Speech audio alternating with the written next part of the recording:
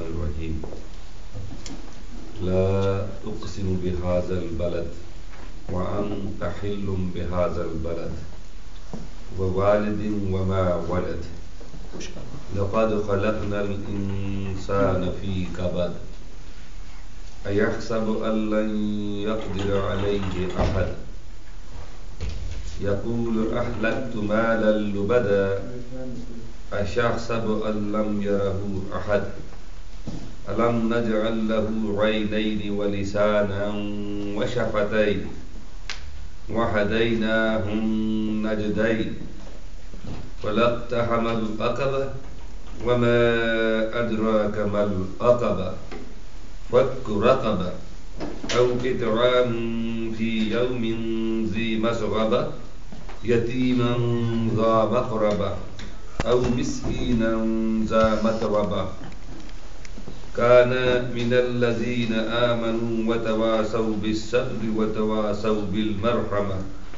والذين كفروا بآياتنا هم أصحاب المشأمة عليهم نار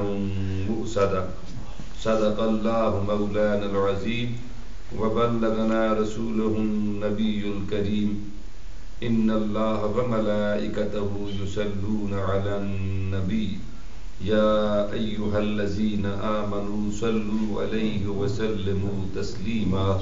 اللهم صل على سيدنا ونبينا ومولانا محمد وعلى آل سيدنا ونبينا ومولانا محمد وبارك وسلم عليه الصلاة والسلام عليك يا سيدي يا رسول الله وعلى آلك وأصحابك يا سيدي يا حبيب الله الصلاة والسلام عليك يا سيد المرسلين وعلى آلك وأصحابك يا رحمة للعالمين. اللہ رب العزت اپنے خالق اور مالک کی بےحد تعریف حمد ثنا اور اس کے پیارے حبیب نور مجسم سرکار دو عالم صلی اللہ تعالی علیہ وآلہ وسلم کی حضور دل کی گہرائیوں سے بڑی ہی عاجزی اور محبت سے ہدیہ صلاۃ اور سلام کے بعد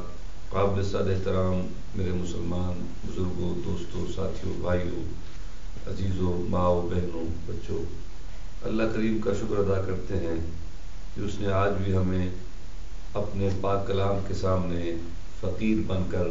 طلب کے کشکول پھیلانے کی توفیق بخشی اور اپنا عقیدہ دہراتے ہیں کہ ہمارا رب بے عیب ہے، ہمارے رسول بے عیب ہیں، ہماری کتاب بے عیب اور لا ریب کتاب ہے۔ آج کے اس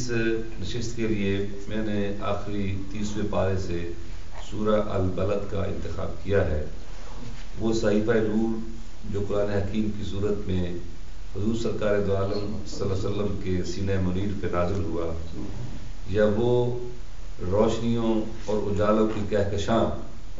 جو میرے حبیب صلی اللہ علیہ وسلم کے افق قلب پہ نمودار ہوئی، ان اجالوں کی ایک شمع فروزاں یہ سورہ ہے، یہ سورہ مبارکہ ہے جس کا نام البلد رکھا گیا ہے۔ اس کا سادہ سا ترجمہ آپ ملاحظہ فرمائیں، پھر اس کے مضامین کی جانب پڑھتے ہیں۔ اس کا ترجمہ کچھ یوں ہے کہ مجھے قسم ہے اس شہر کی کہ اس شہر خاص میں آپ جلوہ افروز ہے، قسم ہے والد کی اور اس کی اولاد کی، بے شک ہم نے انسان کو تکلیف میں پیدا کیا ہے، کیا وہ سمجھتا ہے کہ اس پر کوئی بھی قدرت نہیں رکھتا؟ کہتا ہے میں نے بہت سا مال فنا کر کے رکھ دیا، کیا وہ سمجھتا ہے کہ اسے کسی نے دیکھا نہیں؟ کیا ہم نے اس کی 2 آنکھیں نہیں بنائی اور زبان اور 2 ہونٹ، اور ہم نے اس کی رہنمائی کی بھلائی اور برائی دونوں راہوں کی؟ پھر وہ شخص اہم گھاٹی سے اوپر نہیں گیا، اور آپ تو خوب جانتے ہیں وہ اہم گھاٹی کیا ہے، برتن چھڑانا یا بھوک والے دن کھانا کھلانا، کسی رشتہ دار یتیم کو یا کسی خاک نشین مسکین کو، پھر ان میں سے جو ایمان لائے اور آپس میں انہوں نے صبر کی تلقین کی اور آپس میں رحم کی وصیتیں کی، یہی لوگ اصحاب الیمین ہیں۔ اور جن لوگوں نے ہماری آیات کا انکار کر دیا ہے وہ بدبخت لوگ ہیں، ان پر آگ کا حصار قائم ہے۔ یہ سادہ سا ترجمہ ہے ان آیات بینات کا۔ اس کی شان نزول میں حضور ضیاء الامت جسٹس پیر محمد کرم شاہ رضوی علیہ رحمہ ضیاء القرآن میں یہ لکھتے ہیں، یہ وہ دور ہے جب یہ صورت نازل ہوئی کہ مکہ مکرمہ میں حق اور باطل کی کشمکش شروع ہو چکی تھی، اور رسول معظم صلی اللہ علیہ وسلم نے ان کے عقائد باطلہ پر تنقید شروع فرما رکھی تھی، ان کی تردید شروع فرما رکھی تھی، اور ان کا جو غلطیاں تھیں اس کی نشاندہی آپ فرماتے جا رہے تھے، اور اس کے جواب میں رد عمل کے طور پہ ان میں بھی غصے کی کیفیت بڑھتی جا رہی تھی، اور وہ مسلمانوں پر سب و شتم بھی کرتے تھے، اور ان پر مصائب کے پہاڑ بھی گویا وہ توڑ رہے تھے، اور خاص طور پر جو طبقہ غلامہ تھا جو بڑی تیزی سے مسلمان ہو رہا تھا، اور جو ان کے ماتحت تھے ان پر تو انہوں نے ظلم توڑنے کی گویا حد کر دی تھی۔ اور ایسے عالم میں کہ جب حق اور باطل آپس میں برسر پیکار تھے، تو اس وقت جو معاشرتی حالت تھی اس معاشرے کی، مکی معاشرے کی، اس کی جو برائیاں تھیں، اس کی جو کمزوریاں تھیں، اور جس بات پہ ان کو فخر تھا، وہ تفاخر کرتے تھے، وہ تکبر کرتے تھے، اس ماحول میں یہ سورہ منیر جو ہے یہ نازل ہوئی ہے۔ اور تفسیر عزیزی میں شیخ عبدالعزیز مدثر علیہ رحمہ نے، اور تفسیر نبوی میں شیخ حلوائی نے ایک اور واقعہ بھی لکھا ہے جس کو قدیم تفاسیر نے بھی نقل کیا ہے اس کے شان نزول میں، کہ ایک بدبخت جس کا نام کلاہ بن اسید تھا، جو ابو الاسد کے نام سے جانا جاتا تھا، کہ شیر کا باپ ہے، وہ بڑا طاقتور شخص تھا، بڑا مالدار شخص تھا۔ اس کی طاقت کا یہ عالم تھا کہ وہ گائے کی جو کھال ہوتی تھی، چمڑا، اس پہ کھڑا ہو جاتا اور پھر کہتا کسی میں جرت ہے تو آ کے میرے پاؤں سے اس کو کھینچ لے، تو کتنے کتنے درجنوں لوگ اس کو کھینچتے، اور اتنا وہ طاقتور تھا کہ کوئی اس کو ہٹا نہ سکتا، کھال ٹوٹ جاتی مگر وہ اپنی جگہ پہ کھڑا رہتا، اتنا وہ طاقتور تھا۔ کہتا کون ہے کس میں، اور کہتا تھا کہ آپ یہ کہتے ہو کہ جہنم کے 19 داروغے ہیں، اور کہتا میرا جو قید خانہ ہے اس کے 19 میں نے چوکیدار رکھے ہوئے ہیں، اور وہ سارے میرے ایک گرفت کی مٹھی میں جب چاہوں کی گردن میں روڑ دوں، اور جیسے میں ان کی گردن روڑ سکتا ہوں ایسے ہی میں تمہارے دوزخ کی اور جہنم کے دروغوں کی میں گردنیں میں توڑ کے رکھ دوں گا۔ اور آپ کہتے ہو کہ میرے پاس جنت ہے اور بشارت دیتا جنت، اگر تم برائی چھوڑ دو تو میں جنت میں تمہیں بشارت دیتا ہوں، تو کہا کہ میرے پاس اتنا مال ہے کہ میں نے اتنا کچھ خرچ کر دیا اپنی شادیوں پہ، اور میں نے اپنے میلوں ٹھیلوں پہ، اور میں نے اپنی صدقات و خیرات پہ، اور لوگوں کو کھانا کھلانے میں، اور میں نے اتنا اپنی تعیشات میں اتنا خرچ کر دیا ہے کہ وہ سارا مال جمع کر لیں تو میں کتنی ہی جنتیں میں دنیا میں بنا سکتا ہوں، اتنا میرے پاس مال ہے۔ تو اس طرح کی ڈینگیں مارنا اس کا کام تھا۔ تو کہا کہ اس کے تردید میں رب نے یہ سورہ مبارکہ جو نازل فرمائی ہے کہ تم نے یہ مال آیا کہاں سے ہے، اور یہ مال تم نے اکٹھا کیسے کیا ہے، اور تم نے خرچ کیسے کیا ہے، تمہیں طاقت کا گھمنڈ ہے، تم سمجھتے ہو کہ تمہارے اوپر کوئی قادر قدرت والا ہے ہی نہیں ہے، تم سمجھتے ہو کسی نے تمہیں دیکھا ہی نہیں ہے، اور تم یہ جو مال خرچ کرنے کے ڈینگیں مار رہے ہو یہ ایک دن آنے والا ہے، تم رب کے سامنے حاضر ہو جاؤ گے، اور پھر تمہیں پتہ چلے گا جب جہنم کی آگ میں پھینک دی جاؤ گے اور چاروں طرف سے آگ کا عذاب گھیر لے گا، تب پتہ چلے گا کہ کوئی ہے جو اوپر قدرت رکھتا ہے تمہارے اوپر، اور میرا محبوب یہ جس کے شہر کی قسم کھا کے میں یہ ساری باتیں کر رہا ہوں، جس شہر میں تم بستے تم ہو، مگر قسم مجھے اپنے محبوب کے حوالے سے ہے۔ تو یہ وہ سورہ، یہ اس کا پس منظر ہے، اس سورہ کی بیک گراؤنڈ ہے۔ جب یہ سورہ نازل ہوئی تو کیا حالات تھے مکہ کے، اور کیا لوگ اس مکہ کے لوگوں کا رد عمل کیا تھا۔ آپ کی جو دعوت حسن تھی، آپ کی جو دعوت خیر تھی، آپ کی جو دعوت امن تھی، آپ کی جو دعوت محبت تھی، آپ کی جو دعوت حق تھی، اس کو کس طرح وہ ریسیو کر رہے تھے۔ جو ان کی بھلائی کا پیغام تھا اس کو وہ کس اٹائی سے وہ مسرت کر رہے تھے، جو ان کی نجات کا سامان تھا اس کو کس طرح وہ اپنی عداوت کے ساتھ اس کو وہ مسرت کرتے جا رہے تھے۔ رب کریم نے ان کے دلوں کے بند کواڑوں کو کھولنے کے لیے یہ سرکار رحمت مآب صلی اللہ علیہ وسلم کے سینہ منیر پہ یہ پاک کلام نازل فرمایا، میں لا اقسم بہذا البلد وانت حل بہذا البلد۔ اس کے مضامین کو میرے شیخ تربیت، میرے استاد کریم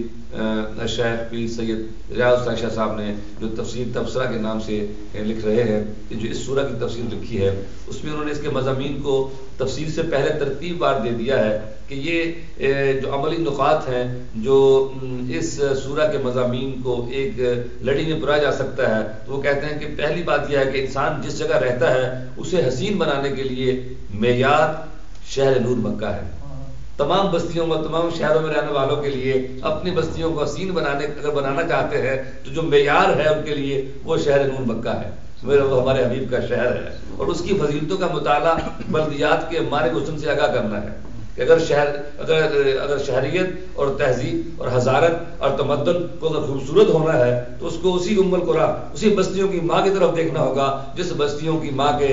دامن میں ہمارے حبیب کریم صلی اللہ علیہ وسلم کا میلاد ہوا تھا، اور جس شہر کو انہوں نے اپنا مرکز دعوت بنایا تھا، اسی شہر کو، اسی کی رنگ و روغن کو، اور اسی کی تراش کو، اور اسی کی تہذیب و تمدن کو دیکھ کر ہی دنیا کا کوئی بھی شہر جو ہے وہ اپنے اندر خوبصورتی اور جمال پیدا کر سکتا ہے۔ کہا کہ شہروں میں رہنے والے لوگ کس کردار کے مالک ہونے چاہیے، یہ صورت دو ٹوک انداز میں حضور رحمت عالم صلی اللہ علیہ وسلم کی سکونت کا حوالہ دے دیتی ہے کہ شہروں میں بسنے والے اگر کسی حسن اور کسی بھلائی کے معراج کو پانا چاہتے ہیں اور کسی بھی خیر کو وہ حاصل کرنا چاہتے ہیں تو کسی بھی شہر میں بسنے والا کوئی بھی جو باسی ہے وہ اگر اپنے تمکن اور اپنے اس مسکن میں وہ عزت و آبرو کا کوئی جوہر اپنے اندر پانا چاہتا ہے تو اس کو مکینے شہر نور، مکینے شہر امن و امان، مکینے شہر مکہ، پیغمبر امن اور نبی رشد و ہدایت کی جانب دیکھنا ہوگا۔ یہ اس کا نقطہ ہے جو اس کے مضامین سے سمجھا جا سکتا ہے۔ کہا کہ سورہ بلد نے والد اور مولود کی قسم کر کے آبادیوں کو زیر نظر رکھنے کی اہمیت بتا دی اور شہریوں میں بڑا خوبصورت دستور عطا فرما دیا ہے۔ یہ ایک نقطہ ہے کہ جو شاید اس کے عمومی تفسیر میں نہیں آئے گا، مگر اس سے تعبیر کر کے اسے اخذ کیا جا سکتا ہے کہ والد اور مولود پیدا کرنے والا اور جو اس سے پیدا ہو رہا ہے، جو نسل بڑھ رہی ہے، تو نسلوں کے بڑھنے سے اور آبادیوں کے پھیلنے سے جو مسائل پیدا ہوتے ہیں ان کو بھی سمجھنے کے لیے، اس پہ نظر رکھنے کے لیے کہ آبادی کیسے بڑھنی چاہیے اور کیسے پھیلنی چاہیے، اور شہروں کی کیا حد بندیاں ہونی چاہیے، اور شہروں کے کیا انتظام ہونا چاہیے، اور شہریوں کے لیے کیا انتظام اور انصاف ہونا چاہیے، وہ بھی اس صورت سے سمجھا جا سکتا ہے۔ پھر فرمایا کہ منزل رسانی کے لیے محنت اور مشقت بنیادی ذرائع اور مسائل رکھتے ہیں کہ کوئی بھی منزل ہو، وہ دنیاوی ہو یا اخروی ہو، اس کو پانے کے لیے وہ کوئی بھی کسی کو کوئی منزل پلیٹ میں رکھ کر کے نہیں دی جاتی ہے، بلکہ اس کے لیے محنت اور مشقت جو ہے وہ لازمی کی جانی ہوتی ہے، تب جا کے کوئی اپنی منزل کو پاتا ہے۔ پھر کہا کہ ہر انسان کا شعور اس وقت معراج حاصل کرتا ہے جب اسے سیدھے راستے اور ٹیڑھے راستے کی پہچان حاصل ہو جاتی ہے۔ انسانی فکر اور انسانی شعور اور انسانی فہم، انسانی سمجھ جو ہے وہ اس وقت اپنے معراج کو پاتی ہے جب وہ جان لے کہ صحیح راستہ کون سا ہے اور غلط راستہ کون سا ہے، سیدھا راستہ کون سا ہے اور برا راستہ کون سا ہے۔ اس طرح کا آنکھیں، زبان اور ہونٹ اللہ تعالیٰ کی دی نعمتیں ہیں، ان سے صراط مستقیم کی پہچان میں مدد دی جانی چاہیے۔ پھر کہا کہ انسانوں کو آزادی کی نعمت دینا اور خاک نشینوں، یتیموں اور قحط سالی میں بھوکوں کو کھانا کھلانا یہ بہترین اخلاق ہے۔ اور پھر کہا کہ لوگ دو قسم کے ہیں، دائیں ہاتھ والے یا بائیں ہاتھ والے۔ بائیں ہاتھ والے تو دوسری ہیں، تو ہمیں دائیں ہاتھ والوں کی خصوصیات کو اپنانا چاہیے، اور وہ کیا ہے؟ ایمان، صبر اور قیام رحمت۔ تو یہ اس کے مضامین کا خلاصہ پہلے میں نے پیش کر دیا ہے۔ اب اس کی آگے بڑھتے ہیں کہ اس کا ایک آیت کے آئینے میں جو حسن مصطفیٰ جو اکثریت ہو رہا ہے، اور ایک آئین کے لفظوں کے آمگینوں میں جو جھلکتا اور چھلکتا ہوا حسن محمد صلی اللہ علیہ وسلم نظر آ رہا ہے، اس کی طرف بڑھتے ہیں۔ فَمَا لَا أُقْسِمُ بِهَذَا الْبَلَدِ، مجھے قسم ہے اس شہر کی، وَأَنْتَ حِلٌّ بِهَذَا الْبَلَدِ، کہ آپ اس شہر خاص جگہ افروز ہیں۔ اعلیٰ حضرت امام احمد رضا خان فاضل بریلوی ترجمہ فرماتے ہیں کہ مجھے قسم ہے، مجھے اس شہر کی قسم کہ اے محبوب تم اس شہر میں تشریف فرما ہو، مجھے اس شہر کی قسم کہ تم اس شہر میں تشریف فرما ہو۔ اور اس کا اگر لفظی ترجمہ کریں تو لا اقسم، میں قسم نہیں کرتا بہذا البلد، اس شہر کی، وانت حل بہذا البلد، ہاں میں اس وقت قسم کرتا ہوں اے حبیب جب اس شہر کی گلیوں کے ذرے تیرے طلبہ کو چومتے ہیں۔ میں قسم نہیں کرتا اس شہر کی، مگر قسم کرتا ہوں، اس لیے کہ لا کہا کہ لا جو ہے وہ زائدہ ہے، اس کو کوئی معنی نہیں ہے۔ اصل بات یہی ہے کہ مجھے قسم ہے اس شہر کی کہ جب آپ اس شہر میں بستے ہو، جب آپ اس شہر میں رہتے ہو۔ اور تفسیر صدیقی کے مصنف حضرت شیخ عبد القدیر صدیقی علیہ رحمہ جو حیدرآباد دکن جامعہ عثمانیہ کے شعبہ دین سربراہ رہے، ان کی تفسیر صدیقی کا ترجمہ مجھے بھلا لگا۔ انہوں نے کہا کہ شروع کرتے ہیں، لا کا ترجمہ بھی کر دیا انہوں نے، کہتے ہیں لا اقسم بہذا البلد، کہتے ہیں نہیں جی میں قسم کھاتا ہوں جیسے کسی بات میں زور ڈالتا ہوں وہ کہتا نہیں جی میں قسم کھاتا ہوں، نہیں جی چھوڑیے اس بات، نہیں جی میں قسم کھاتا ہوں، نہیں جی میں قسم کھاتا ہوں، اور تم اس شہر میں اترے ہوئے ہو۔ تو ہل کا معنی جب قافلے پڑاؤ کرتے ہیں کس جگہ پہ کہ تم اس شہر میں اترے ہوئے، مستقل پڑاؤ کر رکھا ہے آپ نے شہر میں، تو میں نہیں جی میں قسم کھاتا ہوں اس شہر کی۔ کیوں قسم کھاتا ہوں؟ کہ آپ کے طلبوں کو چوما جا رہا ہے، اس کی شہر گلی جو ہے وہ آپ کے تم کہا کہ قسم کی وجہ جو ہے، کہا کہ مکہ بطور خود بہت بڑا عظیم شہر تھا، قرآن پاک خود اس کو کہتا ہے کہ یہ ام القریٰ ہے، یہ بستیوں کی ماں ہے۔ قرآن پاک کہتا ہے کہ اس شہر میں رب کا بیت اللہ ہے، جو سب انسانوں کے لیے امن کی جگہ ہے۔ یہ اس شہر میں مطاف ہے جس پہ کتنے نبیوں نے جانے طواف کر رکھا ہے، کتنے نبیوں کی نگاہوں نے اس گھر کو اپنی آنکھوں سے دیکھ رکھا ہے۔ اسی مسجد حرام میں مقام ابراہیم ہے جس کو رب نے کہا کہ واتخذوا من مقام ابراہیم مصلی، اسی حرم میں آپ چاہے زمزم ہے جو ایک نبی کے ایڑی مبارک کے زور کی نسبت سے وہ نکلا ہوا ہے، اور جو نبیوں کے آخری نبی، نبیوں کے امام جناب رسول اللہ صلی اللہ علیہ وسلم کے بچے ہوئے پانی مبارک کا، جو آپ کا منہ کا مبارک کا بٹا ہوا پانی ہے، اس سے فیض لے کے جو آج تک وہ دریا جو ہے وہ جاری ہے، جو تھمنے کا نام نہیں لے رہا ہے، تو یہ وہ بھی اس میں ہے، صفا اس میں ہے، مروہ اس میں ہے، منا اس میں ہے، مزدلفہ اس میں ہے، عرفات اس میں ہے، جبل قبیس اس میں ہے، جبل باران اس میں ہے، جبل رحمت اس میں ہے، کتنے نبیوں کی حضرت اسماعیل علیہ السلام کا مزار اس میں ہے، اور حضرت ابراہیم علیہ السلام کی دعوت کے سارے کارنامے جو ہے وہ وابستہ اس شہر سے ہیں، اور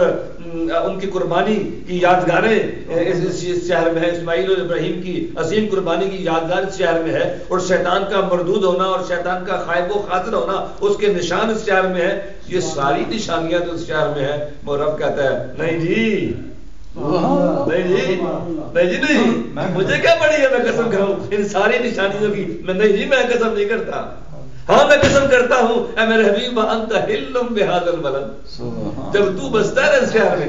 جب تیرے بددعا کے چہرے کی تابانیاں بکھرتی ہیں نا اور اس کی فضاؤں کو روشن کرتی ہیں، جب تیری کنڈل زلفوں سے ٹکرا کر کے باد صبا اس شہر میں کی گلیوں میں پھیلتی ہے اور اس شہر گلیوں کو معطر اور معمر کرتی ہے اور خوشبوئیں پھیل جاتی ہے، پھر میں قسم کرتا ہوں۔ اور جب اس شہر کے ذرے تیرے طلبوں کو چومتے ہیں اور اس میں روشنی کے آفتاب یوں جگمگانے لگتے ہیں کہ آسمان کے ستارے بھی اس شہر کی گلیوں سے شرمندہ ہوتے ہیں نا، تو پھر میں قسم کرتا ہوں اس شہر کی، اے حبیب مجھے قسم ہے اس شہر کی کہ اس شہر میں آپ جلوہ فرما ہو، آپ تشریف رکھتے ہو۔ تو اس کا ایک معنی بسنا ہوگا، ہل کا معنی اترنا، پڑاؤ کرنا، رہنا، ٹھہرنا ہوگا، تو اس کا یہ معنی ہوگا۔ اور دوسرا کہا اس کو امام راضی نے، امام طبرانی نے، امام ابن کثیر نے، بیضاوی نے، ابو حیان ادرسی نے، سب نے یہ معنی کیا کہ اس کا یہ معنی ہے کہ آپ اس شہر میں رہتے ہیں، اس وجہ سے یہ مکہ کی عظمتیں ساری اپنی جگہ، وہ عظمتیں رب نے خود عطا کر رکھی ہے، مگر جس نسبت کو رب نے پسند فرمایا قسم کرنے کے لیے وہ سرکار کی نسبت ہے کہ مکہ محترم ہے سرکار کی نسبت سے۔ اور کہا کہ ہل کا ایک معنی حلال ہونا ہوتا ہے، جائز ہونا ہوتا ہے۔ تو کہا کہ مکہ والوں کو ایک زجر و توبیخ ہے، تنبیہ ہے، ان کو جو جوڑا جا رہا ہے کہ دیکھو یہ شہر وہ ہے کہ جس کو ہم نے تمام مثابت للناس و امنا، ہم نے تمام انسانوں کے لیے اس کو امن کی جگہ بنا دیا ہے۔ یہ جو جگہ ہے، یہ شہر جو ہے سارا اس کو ہم نے ہل و حرم قرار دے دیا ہے۔ یہاں پہ حرام ہے کسی جانور کو بھی مارنا، یہاں پہ حرام ہے کسی جانور کا شکار بھی کرنا، یہاں پہ بغیر حرام کے تم آتے نہیں ہو۔ اس گھر کا تم جب طواف کرتے ہو تو ومن دخل کانا امنا، جو اس میں داخل ہو جاتا ہے اس کو امن تم دے دیتے ہو، تمہارے لڑتے ہوئے ہاتھ رک جاتے ہیں، تمہاری کھینچی ہوئی تلواریں نیام میں چلی جاتی ہیں۔ تو یہ عجیب معاملہ نہیں ہے کہ جو پیغمبر رحمت ہے، جو نبی امن و امان ہے، اس کو تم نے تکلیف دینے کے لیے ہلاک کر رکھا ہے، اس پہ ظلم کرنا،